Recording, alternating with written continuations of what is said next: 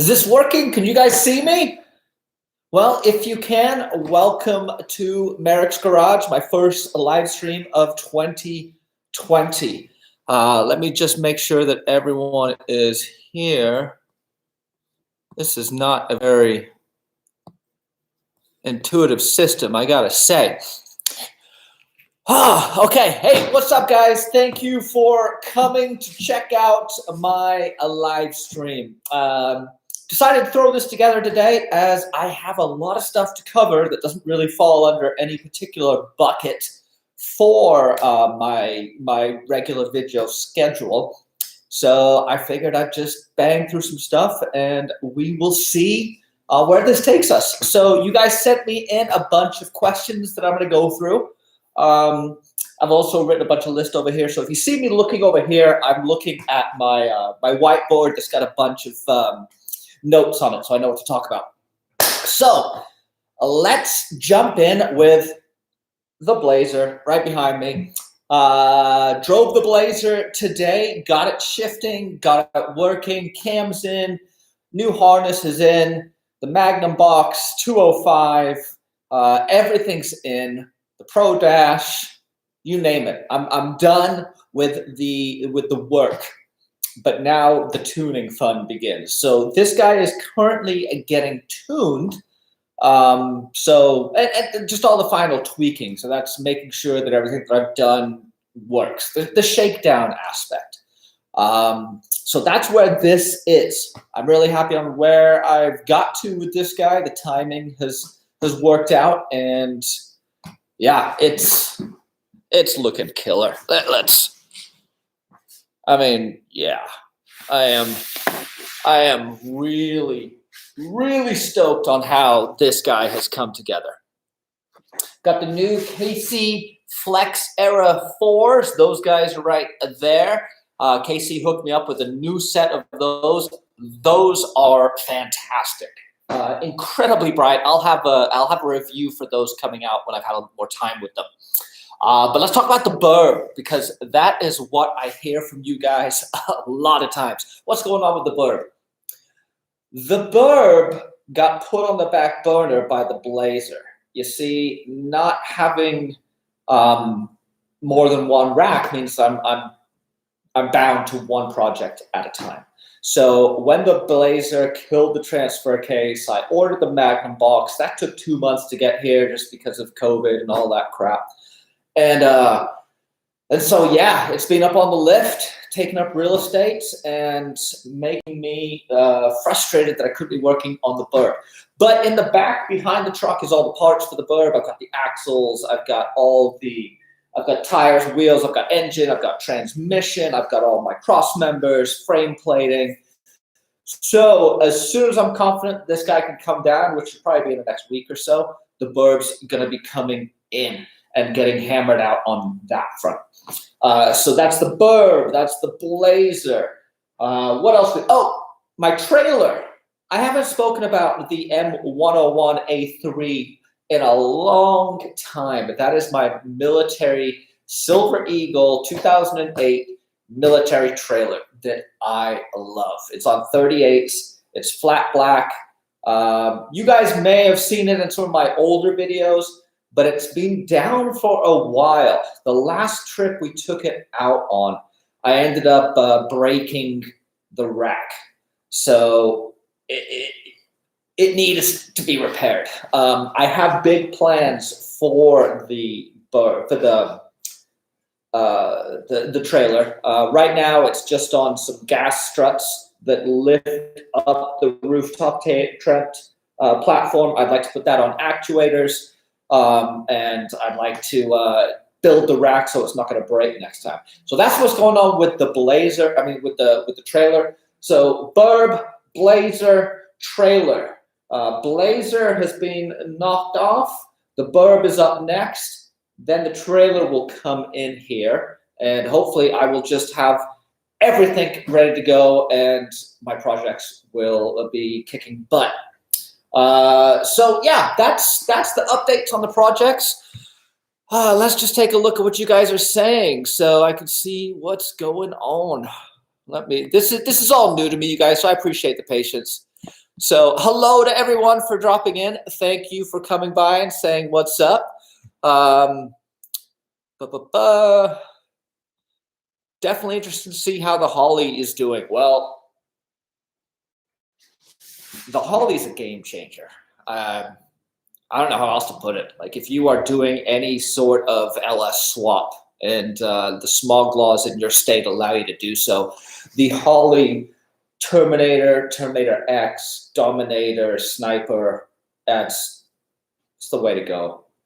With the software that you get, the tuning capabilities through the computer, the ease of setup, and then the cohesive ecosystem that everything's in together, it just makes this thing a plug and play. I mean, you do have to do some tuning, and I'm going to get into that when the tuning starts coming, but in terms of plugging everything in and being able to do it yourself without having to send a bunch of stuff out to programmers and all stuff like that, the Holly system is dynamite.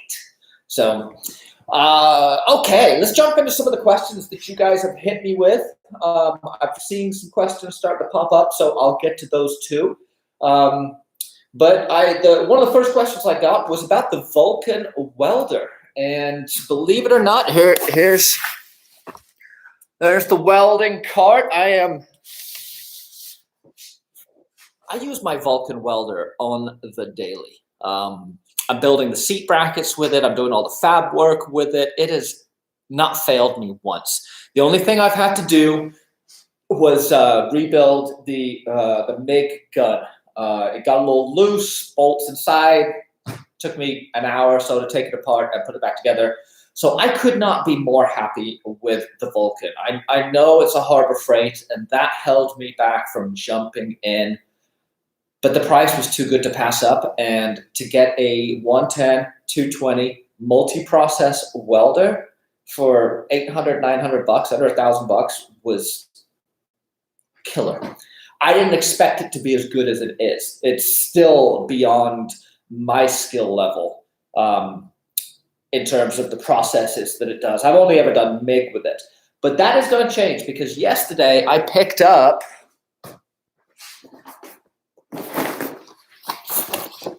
all the TIG stuff. I've been wanting to do TIG for a while. I've got to learn how to do TIG. I had to buy a tank, regulator, hose, pedal, gun, all that stuff. But the Vulcan can do it, and so I have TIG. I'm really excited to wrap my hands around that welding style and put that in my pocket. So to answer the question, I would highly, highly, highly recommend the Vulcan welder. It's run flawless for me for going on a couple of years now. Another question that came up was first modifications. What would be the best first modifications that you guys should bring on a square body? So if you guys just picked up a square body, you've got a couple bucks to throw at it, you want to make sure that you start a good foundation. Here's what I suggest. I think the first question is to be honest with yourself as to what you want that truck to do. If you are looking to have a hardcore, heavy, full-size, rock-crawling machine, the first upgrade you have to do is the one-ton axles. I know it's a big price tag to swallow with all the parts, and I see my buddy Elijah in the comments has been finally getting some parts for his Dana 60. His Dana 60's been hanging around in his garage for a year or two now, with no progress, but he knows the struggle. And yeah, do a Dana 60 and a 14 bolt first if that's the direction you're going to be going on your build. Otherwise, if you don't have that kind of money to throw at it, the first thing you should be doing is addressing the steering. The factory steering works great 30 years ago in a factory setup, but quite honestly, there is so many linkages and arms and tie rod ends, and dog legs, and all that stuff that going to a high steer crossover or just a high steer setup makes a world of difference. It makes the truck handle predictably. It makes the sorry, I'm trying to read and answer at the same time. It makes the steering predictable. It makes the steering powerful. It makes the steering track straight. You can adjust everything. There's less and less parts moving on it that require your attention, and it just is the way to go. So that should be the first. Sorry, I'm getting blown up by my messages here. Okay, I'm back. That should be the first modification I think that you undertake. Before you do engine, before you do lift and tires, before you do light bars and all that, address the steering. OffRoad Design has a turnkey kit you can get. I think DIY 4x has a kit. You can get Rough Stuff has one too, I think. But the ORD kit's pretty easy. It comes with the arms, tie rods. It comes with all the linkages you need, and do that. That is a massively helpful first upgrade. If you are looking to go crazy, jump right in with the 1-tons if you're not steering. Let's see if I'm mixing anything here, but you guys are... Oh, we're going to get to the shifters, Lee. We're going to get to the shifters. What do you think about a square body Suburban as a first car? It was mine. I mean, my first car was a 64 Oldsmobile, and that was a big, huge four-wheel drum bench seat behemoth that was my first driver. It's funny. I've been kicking this idea around because I have a daughter who is just about to start driving. I actually took her out for her first driving lesson in the Suburban, and she hit a tree. True story. I haven't posted much on that, but yeah, I do have some war wounds and on the Suburban from the light of my life. My precious daughter hit a tree in a parking lot. Well, there's no one else around, but so I think a Suburban is a big vehicle for a new driver, but Blazers are fantastic. I mean, but if it was me, being a parent, airbags. Young drivers, airbags. But that's just my thoughts. Other question that came in through my community tab was, what would I do if money was no object on the build? And that is a great question because it kind of gives me an opportunity to talk about my thinking, my methodology, and long story short, I built this as if money was no object over 7 or 8 years, meaning that if I was doing an upgrade, I chose the upgrade that I wanted, and then I would save, I would work my way towards purchasing it because I wanted to have everything be the best. Everything that I was putting on the truck, I wanted for reliability, durability, performance, and that was usually the best stuff. The last area that I've really been upgrading is my lighting game. I've gone to a full KC lighting system, the roof bar, the rock lights, the front bumper, the rear bumper, everything has gone to KC, and the difference is amazing. Like truly night and day between. I've had the cheap light bars. I ran cheap light bars forever. I would just, as soon as they filled with water or broke, I'd just throw another cheap light bar on there. But the fact of the matter was, it never performed that well. It let me down when I needed it. They didn't give me the light I wanted. The mounting was always hokey, and so they were always pointing at the ground or pointing at the sky. And so, spend the money, but just take your time. Spend the money on tires and wheels and axles. Build yourself a fantastic foundation that is going to serve you through the life of the truck. It's always going to be more expensive to buy cheap stuff. In the long run, buying the best stuff up front, you're going to be ahead of the game. I haven't touched these axles since they were built. I don't expect I ever will have to. And no, they were expensive when I did it, but heck, buying a 10-bolt and putting $500-$700 into a 10-bolt and thinking that it's going to work, yeah, you're cruising for some frustrations there. So, okay, let's see what else you guys are asking. Oh, yep, Joe, Lee Wyrick is asking for about the shifters in the Magnum Box. And that is a great question. So let's get into this. And I'm going to be giving you guys a video on the Magnum Box and how that works. But suffice it to say, let me simplify it, because I know there's a lot of confusion out there as to what a Magnum Box is compared to a black box, a Titan box, an Atlas, an Eco box, any kind of reduction box. So let me grab them. Hold on.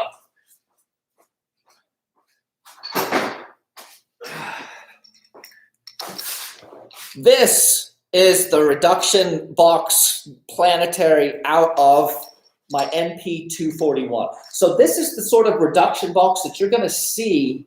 And let me show you how these guys work. So you've got your planetaries, and then you've got your ring gear that goes around the outside of the case. This is how you get reduction generally in the transfer case.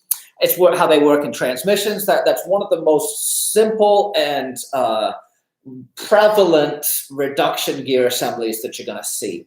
What the Magnum Box does is it puts another reduction box in front of a 205. So you've got an NP205 that's got four-wheel drive high, four-wheel drive low, and rear-wheel drive. The most common modification to the 205 is to what's called twin stick it, which is getting separate control for your front drive shaft and your rear drive shaft, enabling you to put one of the shifters into four-wheel drive high and leave the other one in neutral.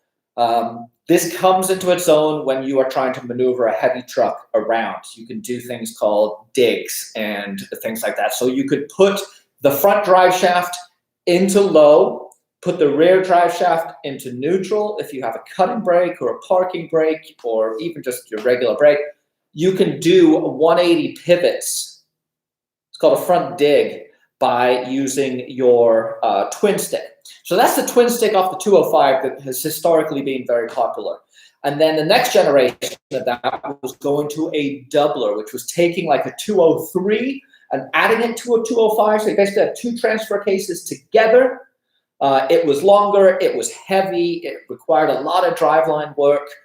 They're very, very good, but the Magnum Box has just taken that and upped the ante. So what the Magnum Box does is you've got this reduction box that in high, in position shifter number 1, it is just a one-to-one pass-through.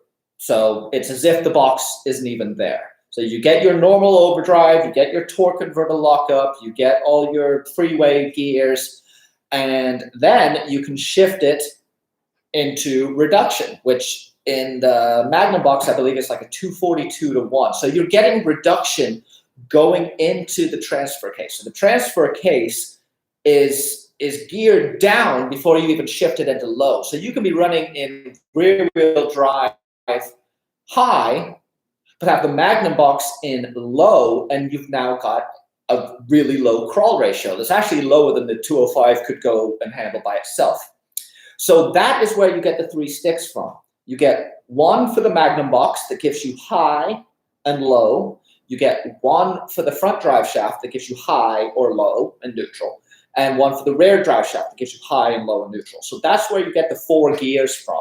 You can leave your Magnum Box just in high and run four-wheel drive high, four-wheel drive low. There's 2 speeds right there. Then you can shift your Magnum Box to low and do the same exact thing.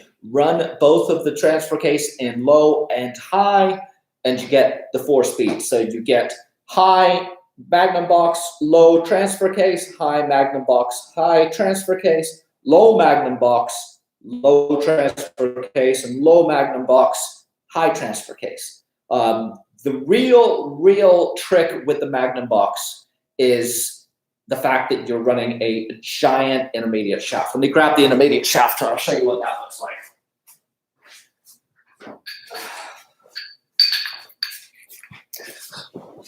This right here is the Magnum Box out of my, this is the intermediate shaft out of my NP241. This is what this engages with. All of the torque is running through this gear, this intermediate shaft. When you reduce this and reduce the downstream, the amount of torque and torsional rotation going through this Magnum shaft is going to crush your transmission and your transfer case. So with the Magnum Box, you get, I think it's 1 7/8 or something. I mean, it's a massive intermediate shaft that you will not break. And it enables you to run in 4-low in the transfer case and in 4-low in the Magnum Box. You're going to be pushing, I think it's a 5.42 to 1. So essentially double what I've got right now. So it's fantastic, fantastic. So that is the Magnum Box. I'll be showing you guys more on that when we get into some videos I've got on this guy. But yeah, let me.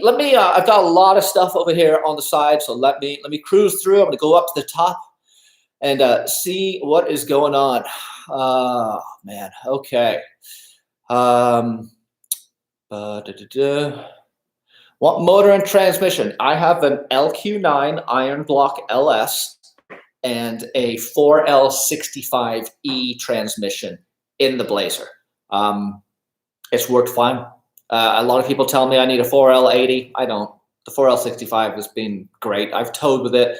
It gets hot, but you know that's what they do. It's never left me stranded, other than when the 241 grenaded.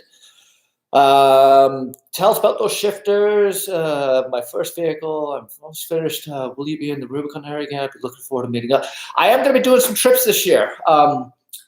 One thing I want to throw out there. There's been some major changes in Merricks Garage, obviously. I haven't really announced this because it's kind of being very new, but I'm full-time YouTube now. This is what I do. I come here every day. I'm here for about 8 hours, powering out the truck, powering out the burb, powering out brackets for the seats, and shooting videos for you guys. So this is how I'm supporting my family. And to that end, I've gone back and forth on doing this, but I have set up a Patreon account. For those of you who aren't familiar, Patreon it's a service, it's a web service that allows creators to post additional content and more intimate stuff with a smaller select group of individuals. So if you want to become a Patreon supporter of mine, which is you go on, I think I charge, it's like $1 a video or something. You basically sign up to help sponsor me to keep the lights on and to help keep buying the tools and the parts that allow me to keep making these videos. So yeah, the shop was a huge change for me. I went full-time basically back in October, and so far so good. So yeah, I would love any help I can get from you guys over on the Patreon. There's not going to be any content that I don't post here, but there's a couple of questions about travel schedules and when you're going to be here, you're going to full-size invasion, things like that. And what I look at the Patreon page as a way to really engage with people who I know want to meet me or want to connect up somewhere. And it's going to be a much smaller. So instead of 20,000 people, it's it'll have a couple dozen people in there. So that is my Patreon page. It's patreon.com/MerricksGarage. And that's it. I'm not going to talk about that anymore. But I am going to show you guys a new product that I am super excited about. Where is it? I got to find it. Hold on. What did I do with it? Oh, there it is. This. Does anybody know what this is? I'm very excited about this, and if you have a square body, you will be too. This is my new front seat bracket. I've been making the rear seat brackets for a couple of years now. I've sold a couple hundred sets of them, and those are doing great. I've constantly been asked about the front seat brackets. And so myself and a guy who purchased a set from me of the rear came together and designed this. This is the seat bracket that will bolt. You can see on the bottom, I've got all these slots and tabs. These will bolt directly into the floor of a square body Blazer using the factory holes, whether you are first gen, second gen, and then the corresponding slots and material on top allow you to bolt a factory seat from either a BMW or a GM. I basically provided enough slots on there so that everyone, and pretty much any seat out there, should be able to fit on there. If not, you can drill a hole and throw a bolt through it. So these are available on my website. I'm selling them as a set. They're $4.99 a set, and the rears, you guys have seen the rear seat brackets. I'll grab.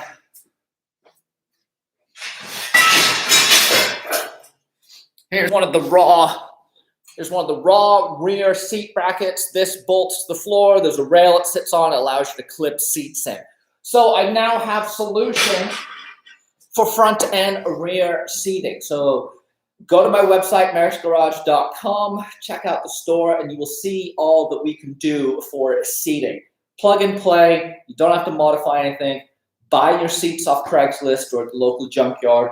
Drop my brackets in, click the seats right in. So that has been a big process. I've received quite a few orders already for the front seat brackets. Those will be shipping here hopefully the next week or two. So that has been a massive, massive change for me. So needless to say, the last few months have been nuts. Going full-time on YouTube, tackling the project on the Blazer. All the parts for the Suburban have shown up, from axles and engine, transmission, wheels and tires. Not to mention moving into the shop space and transitioning to being a YouTuber. So that's you guys caught up on me. Let's see what's going on over here now. Okay. How far is my garage from my house? About 10 minutes, which is fantastic. And even better, my oldest son goes to school about 2 minutes from where we are. So I take him first thing in the morning. His school is back in session. I take him to school, and then I come out to the shop, and when he gets out of school, I go pick him up, come back here. He hangs out with me for an hour or two, and then we go home, and I do the shuttle, taking all the kids to their practices and things like that. So yeah, the shop's super convenient, 10 minutes. Nice little place here in beautiful Santa Barbara. I cannot complain.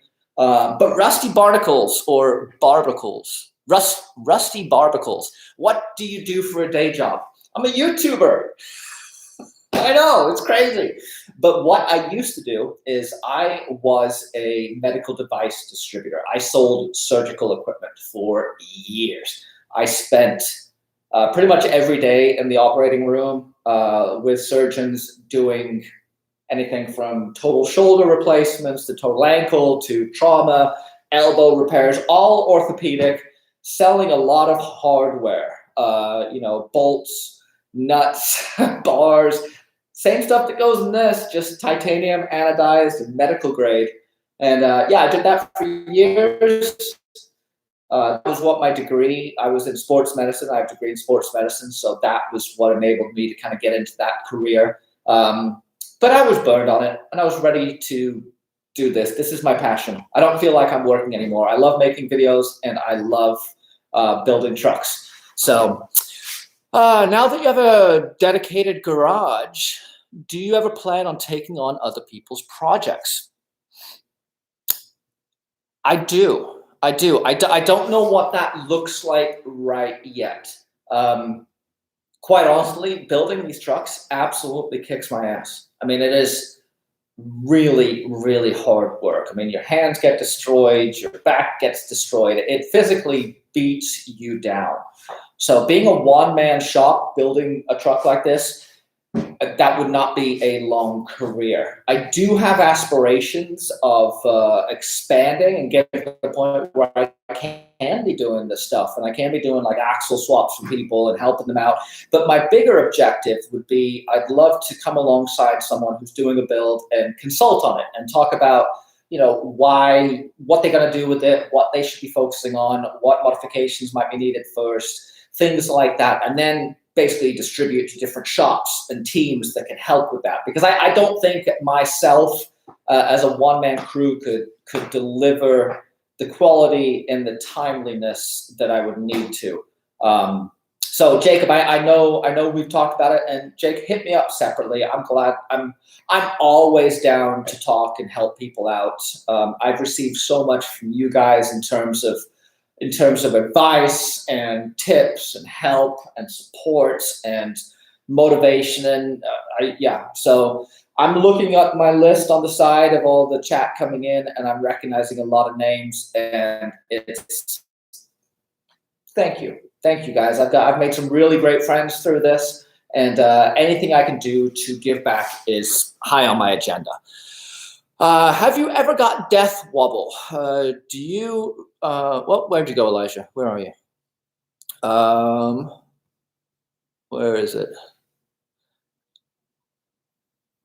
Have you ever got death wobble? This is from Elijah. Elijah, I haven't seen you in a while, man. You got to come up, see my new shop. Have I ever got death wobble? Do I recommend cutting off the inner Cs and rotating to adjust caster? No, you leave your inner Cs where they are. Death wobble is going to be, my experience with death wobble is it's generally something is broken or out of spec. So it's not usually something fundamental that you need to change, like your inner Cs. I found when I had death wobble one time, it was a loose tie rod end on my tie rod that was just giving me a little bit of play, but it was enough that if the front tire, that 40-inch tire, got knocked, it could turn into a death wobble. So my answer for death wobble is, first and foremost, make sure everything is tight. Everything is not, nothing's moving. Have someone get in the truck and just give slight input to the steering wheel. And if the steering isn't moving, but the linkages are, you know you've got an issue, and that's probably causing your death wobble. If that is not your death wobble, an area to check would be your kingpin bushings, if you have a Dana 60 with kingpins, or your ball joints, if it's a ball joint front axle. And then after that, you can kind of start getting down a rabbit hole. Your sector shaft from your steering box may be bent, which is highly unlikely, but I have heard of that causing death wobble too. Death wobble it's something that should be able to be handled fairly easily if you've done the setup properly. If you got correct toe, adjust your caster with, don't worry about your caster, worry more about your pinion angle on your front drive line, and you can adjust that with the links if you are linking it. But if you are doing leaf springs, it's going to be set at 7 degrees roughly already anyway. So yeah. I'm about to buy a 12-inch super lift. Oh, Gunner, don't do it, buddy. A super lift for a Chevy V10. I heard it's going to be a rough ride, and that's going to 20-inch rims with 38-inch tires. Well, Gunner, if you're doing 20-inch tires, you might have a different objective for your build than I do. But I can tell you this, 12-inch lift springs, they don't work. I mean, you can't, it's not a lift spring at that point. It's just a arch that doesn't move. But just the design and physics behind leaf springs, they work better the flatter and straighter they are. The more arch you put into them, the less they're going to move. And having ran crap springs before, I can tell you that you will absolutely hate 12-inch lift springs. I would question why you need 12-inch if you're only running 38s. This has only got like 5 and I'm running 40s. It's got a lot of hacking done to it, and axles moved in and out. But so the brackets and shackles ORD has for sale. They look beefy, and I'm going to go as low as possible. Kyle, good call. That's the way you want to do it. You're going to pick up a Suburban. So you've got your new Suburban. You want to do some upgrades to it. You're looking to put some travel on it.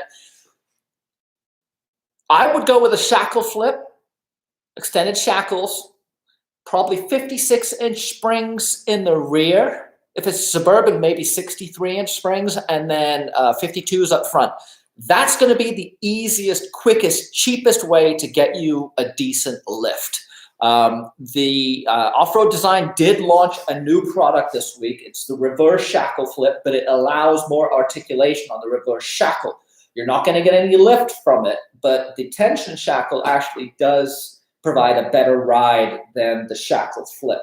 But the shackle flip brackets from OffRoad Design are fantastic. I've got them. What? Oh, look. I got one right here. So this is an OffRoad Design rear shackle flip. This is actually going to be going on the Suburban. This was in the truck forever. So yeah, you can't go wrong with those guys. What else do I have? I have, oh. And then this is a DIY 4x extended shackle that was in the Blazer. And this is going pan hard bar for leaf spring setup. You don't need it. The leaf springs themselves locate the axle with a 4-link, or particularly with a 3-link or a parallel 4-link. You do not have anything stopping the axle from flopping side to side, which is why you need a pan hard or a track bar. When you have leaf springs, you don't need a pan hard or a track bar because the axle is tied into that position through the leaf springs. So no need for that. What's going on? Let's see. What brand and pound is your auto lift? It's the cheapest Chinese lift I can get my hands on. And it's rated for 10,000 pounds. And I was super nervous about it, but now that the truck's been up there for 2 months, yeah, it's never hiccuped once. I paid $2,000. I kicked down $200 to the guys who installed it, but I think I ended up paying like $2,000 for the lift installed. I mean, it's amazing.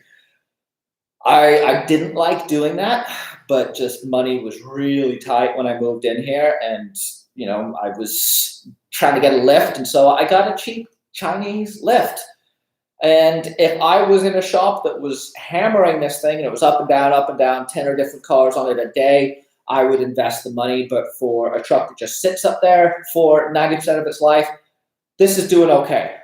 That is on my list of things to do, is to give you guys a video on the lift. I've also got a freaking ton of awesome new tools, from parts cleaners to plasma cutters to fluid extraction devices, that now that I've got space and I'm able to do all this stuff and fit all these tools, yeah, it's, and I got my shop press with the Swag Off-Road finger brake that just arrived. I've got to set that up. Shout out to Swag Off-Road. They make some killer stuff.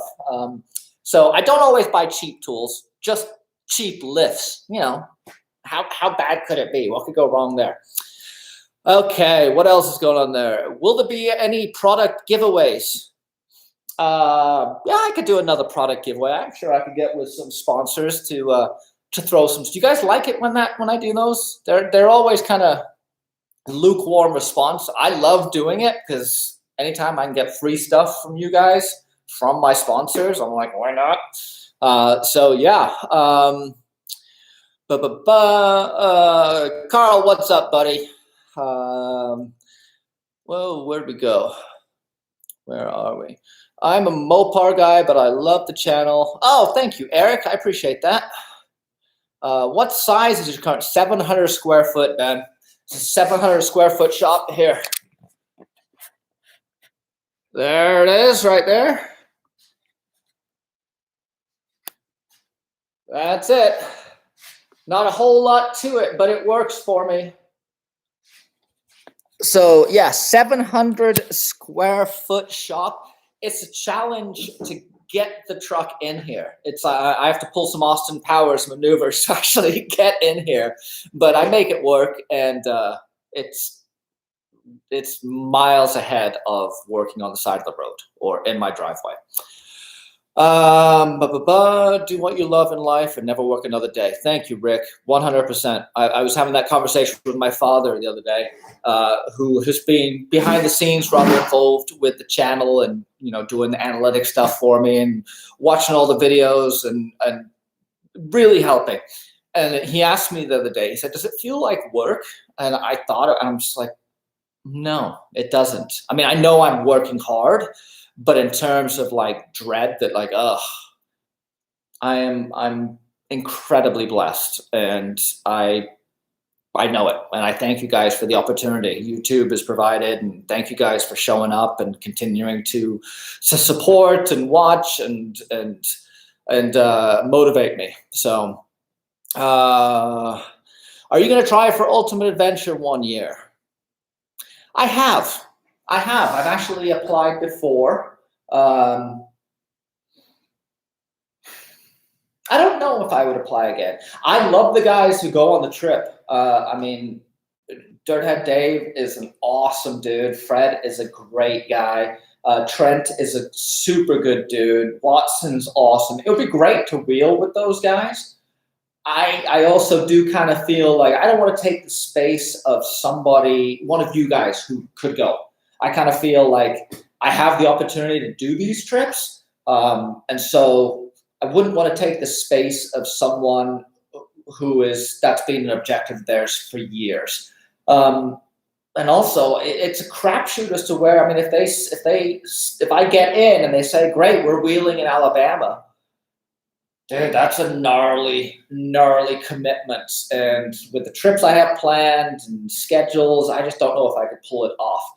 It's not off the table. I'd love to do one of those trips and wheel with everyone. But that's why Full Size Invasion is so cool. Everyone's there anyway. I'll be there this next month.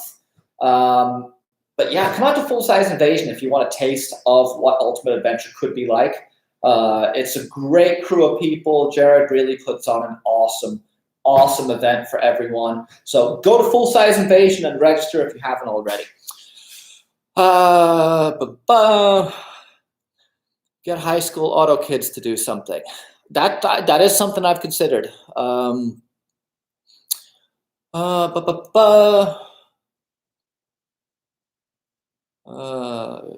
Why do Cummins diesel bros always want to race? Because Cummins diesel bros think they have the most amazing engine in the world because some guys are getting 2,000 horsepower out of them. Well, guess what, Chuckles? If it is your dad's farm truck that's running stock, you're not getting 2,000 horsepower out of it. I just think that the 12 valve guys are just really excited about having one of the best motors on earth, and they, you know, I don't know why you would race with it. That's I don't know. Diesel guys are weird. Get Holly to give an EFI system to give away. Brian, I like the way you think, and I have been kicking that around. I know Sloppy Mechanics is doing one right now, but I will put that into my pocket. That's not a bad idea. Are you planning on coming to Pismo Dunes soon? Yeah, Pismo is. I don't know what's open and what's not right now. It's been a while since I've been up that way. But I love going to Pismo. I prefer to go to Pismo and camp. It's one of my favorite places to load up the truck, throw the kids in, drive back into the dunes, burn some stuff, and sleep under the stars. I've had enough experiences in the sand and dirt rolling this thing that I don't go crazy in the dunes anymore. But it's always fun to get back there. It's a completely different experience. For those of you who've never driven on sand, it is unlike anything you've ever experienced. It's the weirdest thing, but it's amazingly fun too. When's the next off-road Blazer video coming? Probably Full Size Invasion, unless I do a shakedown run out to Hungry Valley coming up. How did you deal with neighbors that did not like the loud trucks working on cars? Woo! I'll tell you what I did. I fought fire with fire. Here's the story. My neighbor, both neighbors on either side of me were older, no kids, retired, and full of hate.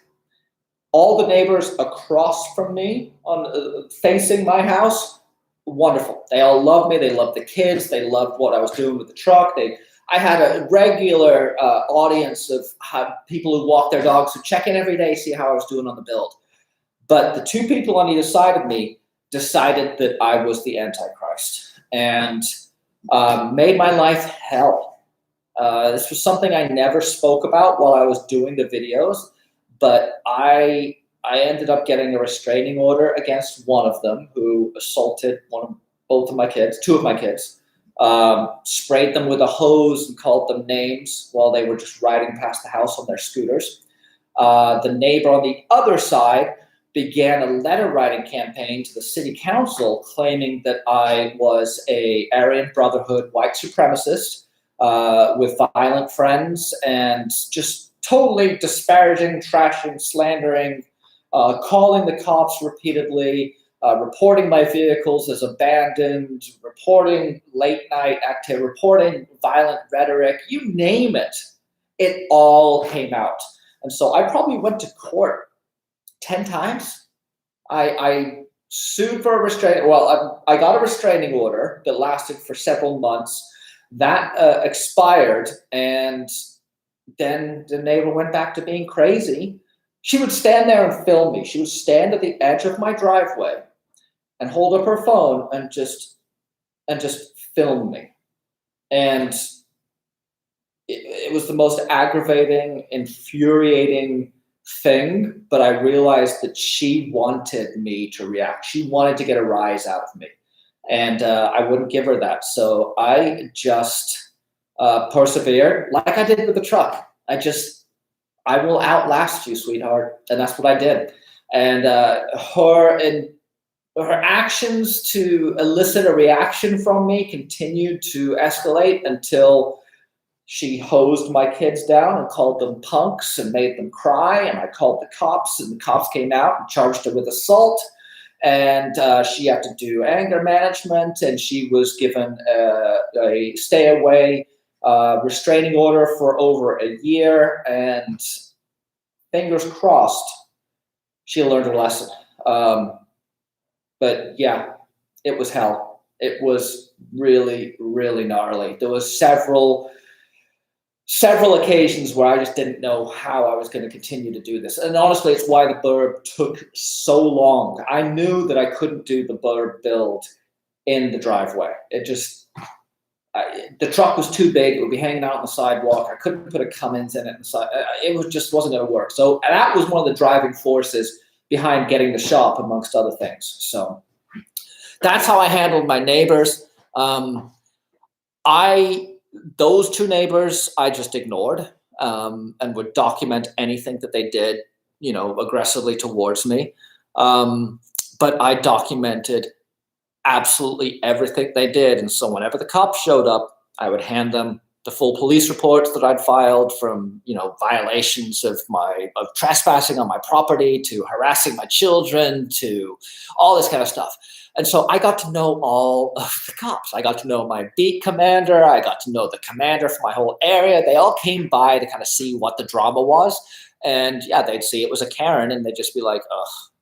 But, being a middle-aged white dude, I have no power and you can't discriminate or hate against me. And so she was able to continue to just paint me to be an antichrist, devil-worshipping Nazi. And there wasn't much I could do about it other than just recognize that her bitterness was completely clouding her life, and I wasn't going to let it cloud mine.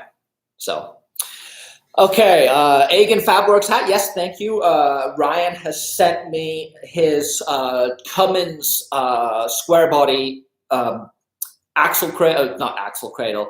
engine mount and some other cool stuff that's going to be going on my truck. So yeah, shout out to Agan Fab Works. Ryan has built some amazing square body crawlers. He was an alternate at the Top Truck Challenge, and I've always loved the stuff he does. So go check out Agan Fab Works if you haven't already. And while I'm shouting out, while I'm giving some love to some of these guys, there's a lot of companies that have come alongside and helped me bring you this content. Quick Brand has given me all the adapters, everything I need for my transmission. The engine is coming from Big Bear Engine. They provided me with the Cummins 6BT. Pivotal Manufacturing has given me all their axle skates and their jack-stand skates that basically allow you to move heavy-ass stuff around your shop.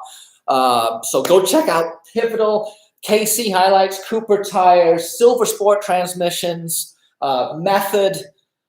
Yeah, thank you to all those companies for helping, and not to mention Milwaukee, who has been a great partner of mine. Okay, 2500 HD out in the dunes. Yeah, that would be a handful. You were flying, Jacob. You need to show me how to. I want to get into hang gliding. I'm looking here. I was flying my hang glider in Santa Barbara off of Eliminator. I'm sure that was Ealing's, and saw your K5 parked on the road. Gave out a loud woohoo. Doubt you heard. I didn't hear it, but yeah, that's awesome. I often go to Ealing's. Ealing's is a park near us right on the beach that has a great hill that gets all the updraft, all the offshore or onshore flow. And so it's a great learner's hill for hang gliding. Hang gliding, paragliding is on my bucket list. I want to learn how to paraglide. So Jacob, hit me up. When are you going back to the Rubicon Trail? Probably June or July of this year. Fantastic trail. Nothing else really compares to it. The beauty, the challenge, the length, the location, the topology, the everything about it. That place is fantastic. I keep it on the down low when I'm going because I like to go on an off time. I don't like the Rubicon with people. There's a whole side-by-side crowd out there now that can just completely ruin your day. So I go in the middle of the week just randomly. Okay, when are you going to the I should have worked on my truck in a Speedo. I don't know. I'm not trying to get arrested. What's up, Texas? I hope you're doing good out there in Texas. I hope you guys aren't too screwed with all this coal stuff. Why don't you narrow the front? I've thought about that, honestly. Rusty barbicles. Bobbing the front is a potential for me in the future.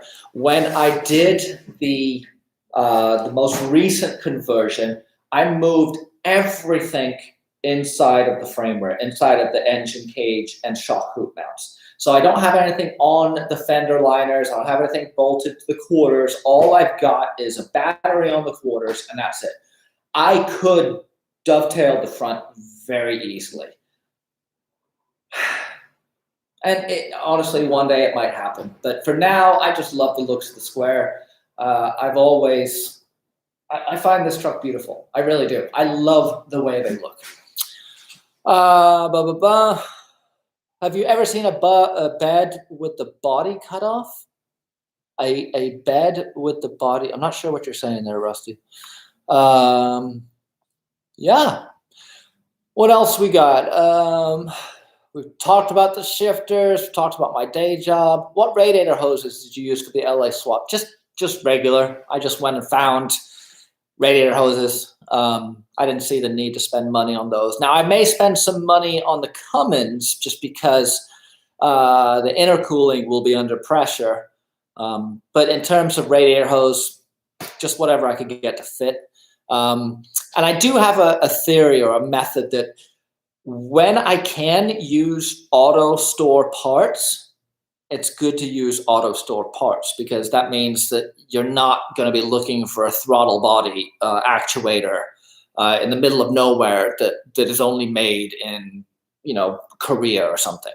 No, you have factory parts that any O'Reilly's, AutoZone, Pep Boys will have. So I like to try and keep as much of that stuff as I can, like radiator hoses, starters, things like that.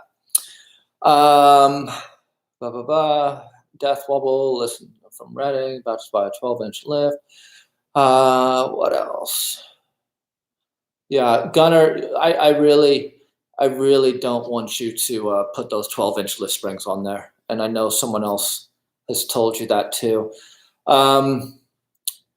What's going on? Looks good. Came from a long way. I'm just scrolling through my comments, guys. So if you have any questions at this point, throw them out. Okay, Gunnar, we're gonna save you from this. I don't really need the 12 inches. It's more of my toy project right now. It gives me something to do between high school and work, and I want to be able to show it and pass it on. I hear what you're saying. The truck is going to be unusable with 12 inches and 38s. Your pinion angle from your transfer case, you're probably going to have to do a transfer case drop to make your pinion angles good. Thank you, Lee. I appreciate the $4.99. I didn't know you could do that. Lee Wyrick, buddy. Lee Wyrick, everyone. Thank you, Lee, for the $5. Thanks for the content. Great inspiration for my K5. I appreciate that. How do I get back to what I was saying now? If you're running those 12-inch lift springs and you're running a drop transfer case and you're running a 8-inch drop pitman arm, and if you're it's not going to be good. It's not going to be good. I stick with a minimal lift.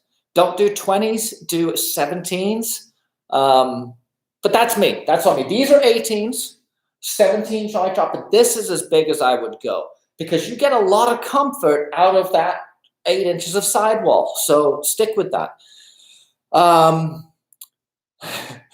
You like my chair, Carl? This chair right here, this is my shop chair that when my wife and I got married 20 years ago, this was one of the first things we purchased, and it is tore up. It's all torn, quite literally, but I love this chair. My wife tried to throw it away, and I was like, what? And so she said, take it to your shop then. And I'm like, okay, it'll look good in my shop. So yeah, took it to my shop, and I love this thing.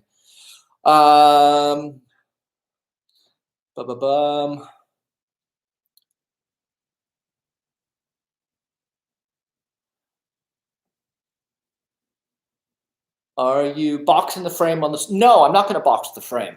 I am going to plate the front of the frame, and then I'm going to do, let me see if I have a little piece of vertical here. What I am going to do, so you got C channel, right? This is our frame, C channel, and it's thin and it flexes. It's not going to snap though. And people think you're going to snap the frames. I bent my frame when I was towing a trailer, pulling through dunes.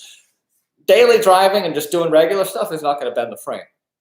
But what I am going to do with my C channel, instead of boxing, I put it like this. So you've got your open C right there, right?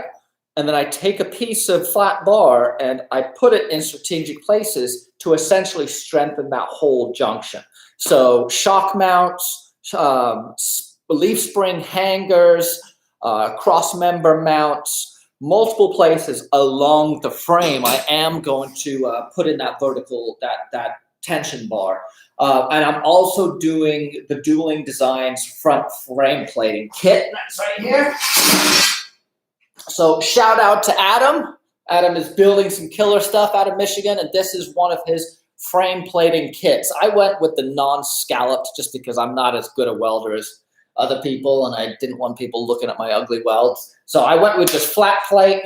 This is going to be going on along with the ORD frame plating kit for the steering box, and then strategic on the way back. Man, you guys are all over the place. I got Washington. I got Lake Tahoe. Lake Tahoe, you bastard, Rusty. You lucky guy. Monterey, shout out to Monterey. I spent a lot of time up in Monterey. I grew up in the Bay Area. On that Suburban, I plan to go no bigger than 35s, getting ORD springs. Yes, yes, yes. My buddy Duke, who you guys may remember, I did that solid axle swap with him on his 1500. That got OffRoad Design's custom leaves on it. And I'd never experienced leaf springs that rode like that. So the Suburban is going to be getting custom ORD leaf springs. They flat out work. Watson has put all the time and energy into making sure that they are dialed, and he's knocked it out the park. So yeah. Plan to go on its and end up on its side. Chad, what are you? I'm not following Chad. No Fab experience. I was asking about a panel bar because it would make it easier. It actually, Kyle, it wouldn't work. The way a panhard works is you've got a fixed point on the frame, you've got a fixed point on the axle. So as the axle moves through its rotation, it actually pushes passenger side. If I have a fixed mount on the driver's side, as the axle articulates, it pushes about an inch or two. Whatever the difference in length between the panhard bar and the tie rod is how much you're going to move. And it's also why you have to make sure that your panhard bar or track bar and your drag link are the same. Otherwise, you will get horrible bump steer. If you put a panhard bar on a leaf spring vehicle, which the leaves move up and down, you're actually going to get binding. So, but don't worry about the lack of Fab experience. I didn't have any either. I think that's a common misnomer.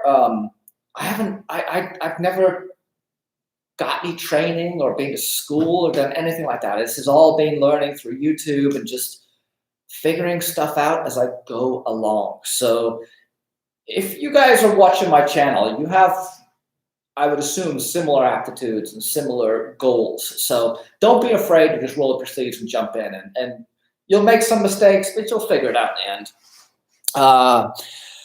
Scott, thank you, from North Dakota. I do hope I motivate and inspire. I hope that it comes through in my videos that I'm just a normal dude. I'm not some wizard with a welding torch. I'm just a regular guy who happens to love trucks, can't afford to have people build it for me, and I'm very, very stubborn.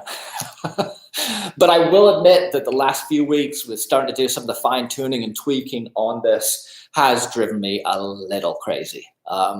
There's been some electrical stuff and programming stuff that's not in my wheelhouse that has thrown me for a loop. But I buckled down, did some Google researching, and persevered, powered through. Scariest wheeling story. Okay, that's a good question. What is my scariest wheeling story? I'd say when I rolled, but those really weren't scary because they happened so fast. I haven't really had a scary wheeling story. I've had some dicey moments. I mean, honestly, my scariest stuff was early on when I was young and stupid and driving a stock truck. I'd just take it freaking anywhere. Some of my scariest stories are when I had no business doing what I was doing and sliding sideways on mud hills, stupid stuff like that. But since the truck's been built and I've driven it so much, I'm fairly comfortable and confident in it. And I don't like off-camber stuff.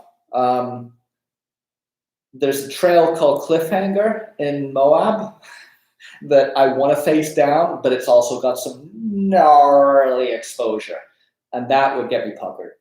But I'd still do it. I kind of have the if in doubt, throttle out mentality. So getting square bodies to pass smog in California sucks. Any advice? What's going on passing with the original motors? It's got to be the one. If you have an original small block Chevy in there, you shouldn't be having too many issues because they're just so simple, and the particulate emissions that you can get are so high. You shouldn't be having. Now, doing an LS swap and converting it and getting it smogged is a lot of work. My advice to those of you who want to LS swap a square body in California is start with a pre-smog square body. That way you never need to worry about it.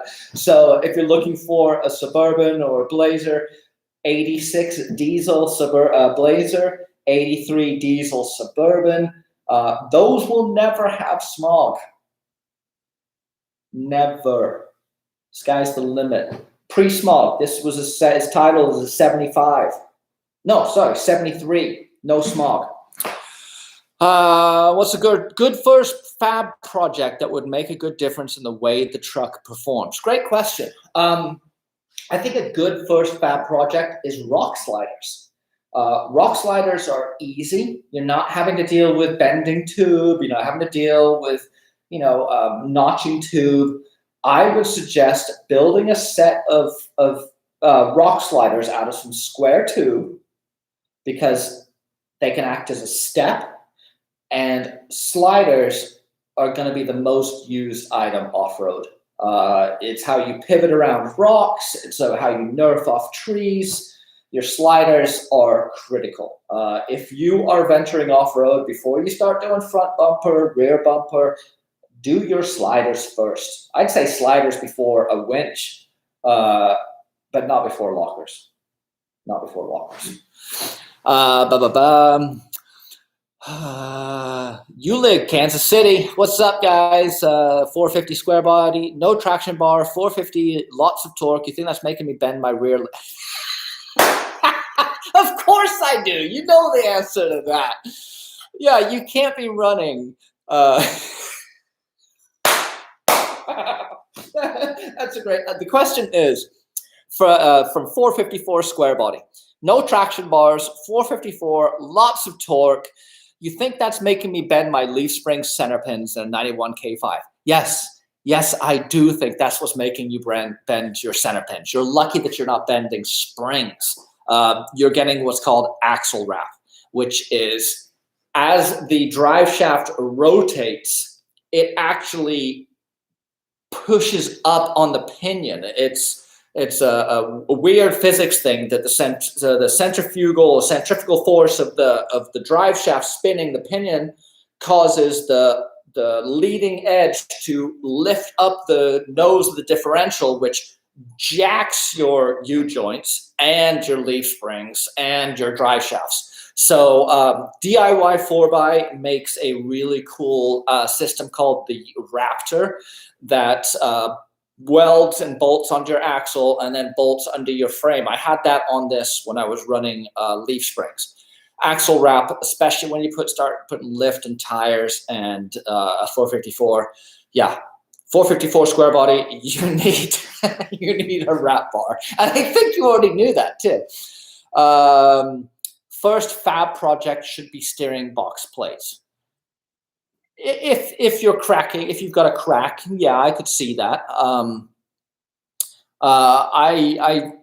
mean that is a good fab first project, Jamie. I'll agree with you on that. How are you clearing 40s while keeping your inner fenders? Self-clearancing, John. The tires self-clearance. Actually, I've pushed my front axle forward about 2 inches, and I'm also running links. So unlike a leaf sprung suspension, where as the leaves move up and down, that the axle actually swings. That's part of the dynamics of leaf springs, is the axle swings on its rotation up, which does give you more travel fore and aft into the corners of your wheel arches. By going with a linked system, I've got a very predictable path, so I'm not rubbing as much. But I am rubbing, and it's just something I live with. I chunk up my tires. I've cut a heck of a lot out, but I rub pretty good up on the front. I've actually wore a hole through the liner up there. But yeah, so that's what I end with that. World Leader, thank you. Awesome rigs and great video, man. Thank you, dude. I appreciate the $5. I didn't know that you guys could do that. That is fantastic. Okay, where are we? I think that covers everything. I'm thinking about that scariest wheeling. I'm still probably, I'm going back to that one now, Gio. Probably in the dunes, to be quite honest, just because the way the dunes work is you just dig yourself deeper. And if you're side hilling and you lose speed and you get stuck, which has happened, it can be challenging to get out without rolling. the dunes require quite a bit of right foot and quite a bit of power. So I'm always extra cautious around dunes just because I know they can bite you pretty quick.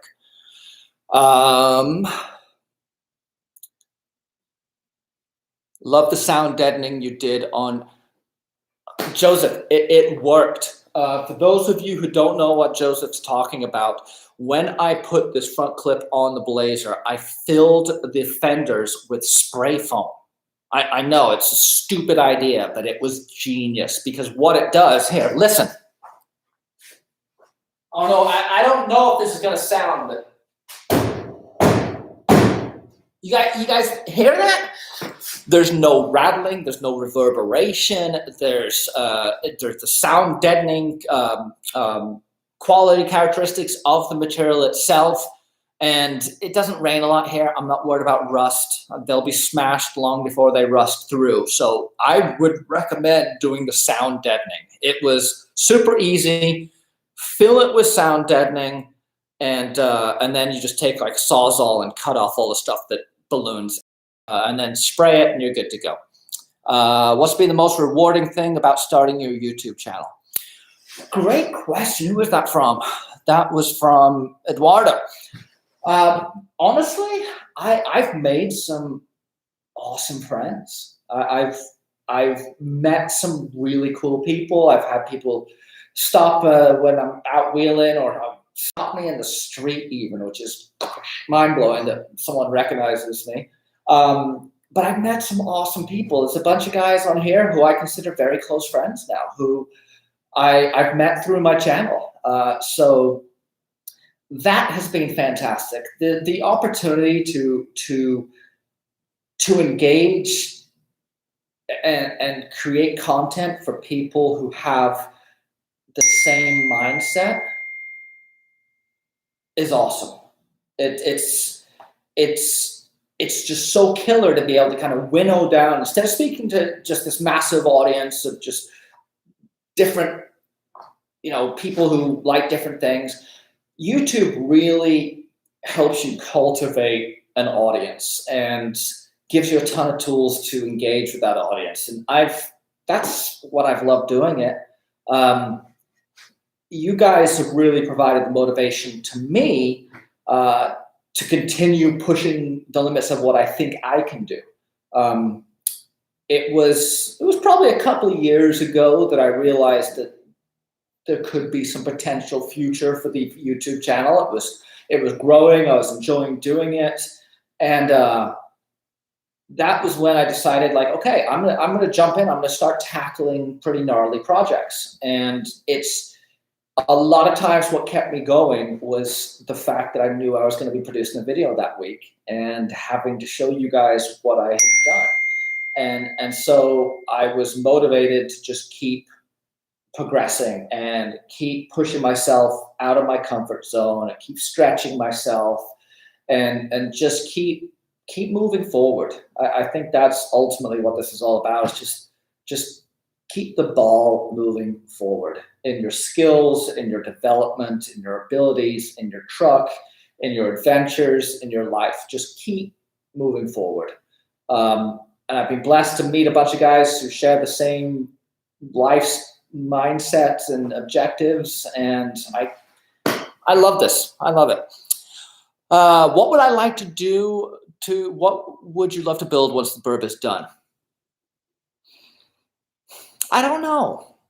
I do really want to do some cool stuff with my trailer. I really want to make, the trailer's cool right now. I built it with the skill set I had at the time, and my skill set has grown since then. And so I have some ideas of some cool stuff I want to do. Being able to like put, linear actuators, electrical linear actuators on the rack. And I could even run power through my hitch and remotely operate and raise my rooftop tent rack, put like some water system. I basically want to build out the trailer. Now that I've got the room to do it, I want to build out the trailer. In terms of vehicles, I actually do have, I would like to build just a thrasher. If you guys are familiar with Roadkill, I think the General Mayhem is fantastic. I would love to get a big old American muscle car, pre-smog, and just put some ludicrous all-motor engine in there and just have fun. So like a Nova, or I don't know. I'm a Chevy guy, so it's going to be a Chevy. But yeah, that's kind of what is kicking around. I mean, I've got so many old parts floating around, I could almost scrounge an engine and stuff together. But that's what I would like to do, I think.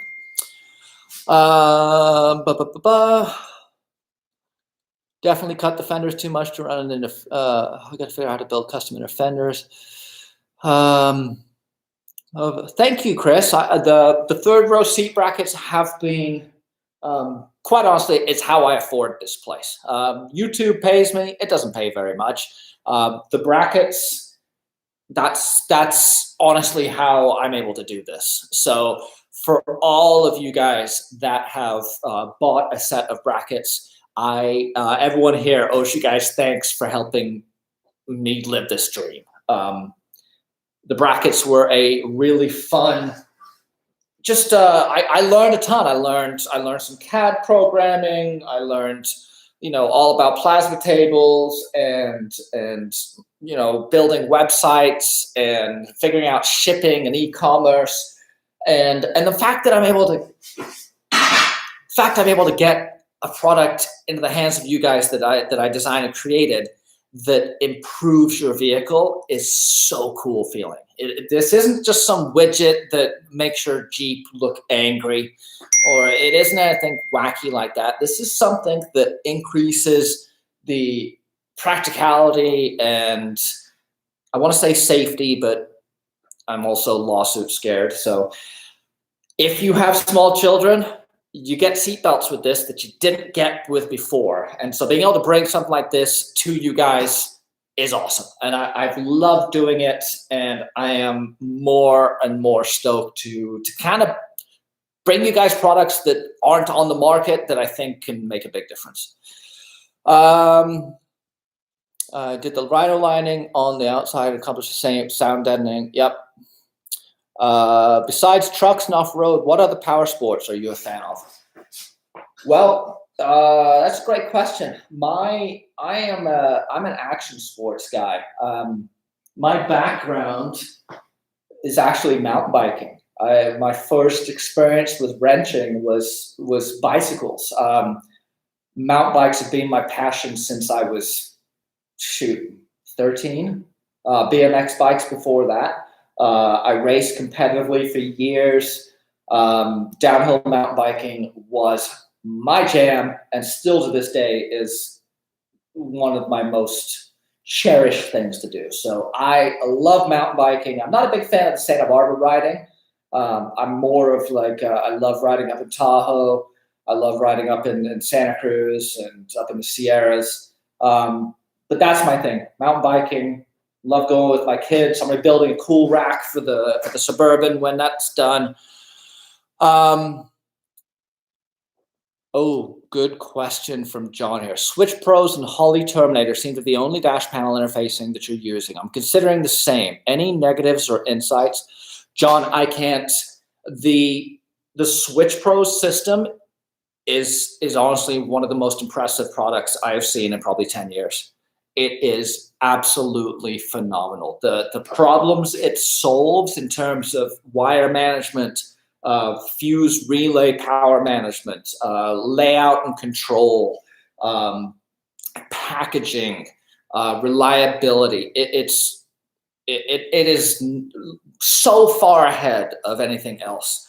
And I know everyone freaks out about the price, but if you're going to do a proper system, if you're going to build a system that's going to function off-road, you're going to be buying high-quality relays, high-quality switches, high-quality wire, high-quality fuses, high-quality everything. And you're going to spend a grip on that, especially when you start building your switch panel.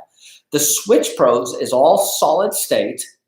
It has a power feed coming in, it's grounded, and then every accessory has a wire that goes to it, provides power. And then you just ground the accessory next to itself. And then the switch pad inside is the touchpad that controls all my accessories. One wire coming into the cab, one wire.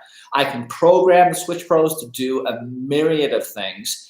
And now with the Holley system, they can actually integrate. So I've already programmed it so that when the engine gets up to temperature, the ECU, actually it's the dash, the Pro Dash, that screen, will trigger the Switch Pros to turn on my fans.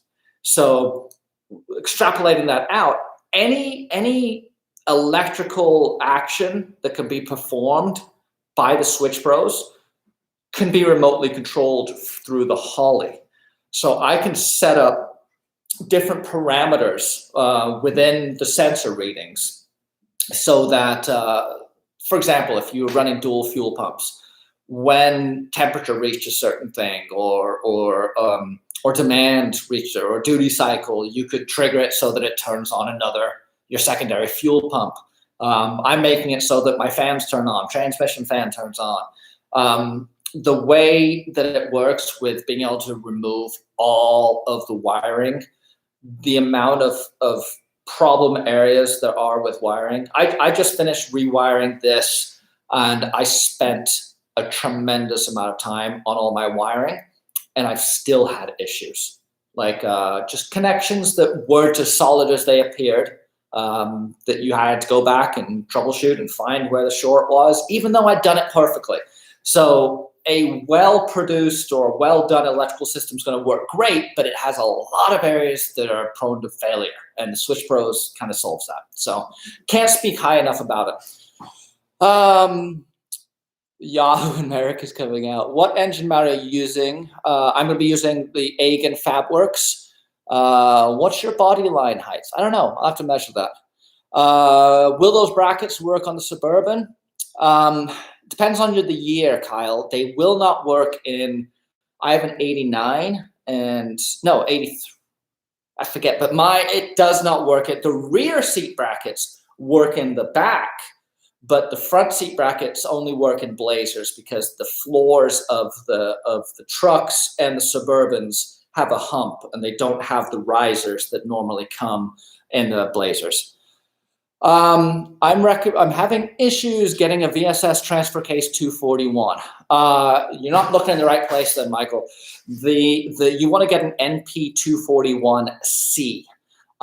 Anything, I think 89 or newer came with a VSS in the tail housing. You can also put one in. You can install one. It's not that big of a deal. But yeah, you should be able to find a 241 at a junkyard that has what you need on it. But you want to be looking for a 241C. I mean, word all about the drive shaft on the. I'm actually, Eduardo, I'm getting the drive shaft shortened. I'm stoked. One of the things that the Magnum Box does do is it moves everything back about an inch. So I shortened. This is funny. When I had my drive shaft built for my truck when I was on leaf springs, I think it was 39 inches long, or yeah, something like that, and it's just been getting gradually shorter and shorter. So I shortened it when I did the links, and then I have to shorten it again just by half an inch. Just by like an inch, but I am shortening the rear drive shaft. It's actually down in Ventura getting shortened right now. And the front drive shaft is even better because it's longer. It's stretched out a little bit more. So my CV angle up at the transfer case is even better. So I'm really excited about that. Oh, and there you go, Eduardo. Who was looking for someone's looking for a 241. Michael Perez is looking for a 241. Brian Eckenrode has a 241. So you two connect. I don't know how you do that, but you guys should connect. Oh, well, that was an hour and a half of me talking at you guys. It's just been a blast. I'm gonna be doing. I know I said this last time. I'm gonna be doing 9091 with the only VSS 241 T cases and squares. Yeah, I think you're right. I don't think the 89 had that.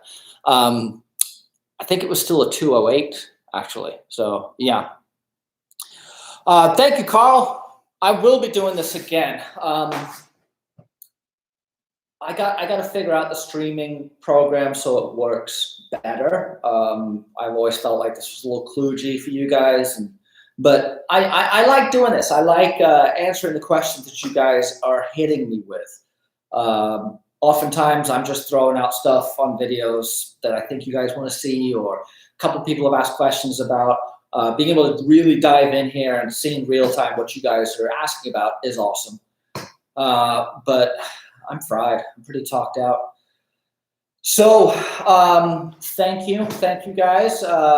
Final last plug for my Patreon account, patreon.com/merricksgarage. That's a great way to throw a couple dollars my way a month that help me keep producing videos of buying parts, buying camera gear, paying the rent, and all of that stuff. And yeah, seat brackets are coming. Blazer's going to be out of here. I'm actually driving it home tonight, front wheel drive only on the freeway. That should be fun. But yeah, thank you guys. It's always fun, and I'll be doing another one of these soon. I appreciate everyone coming. We'll see you soon. Merrick's Garage.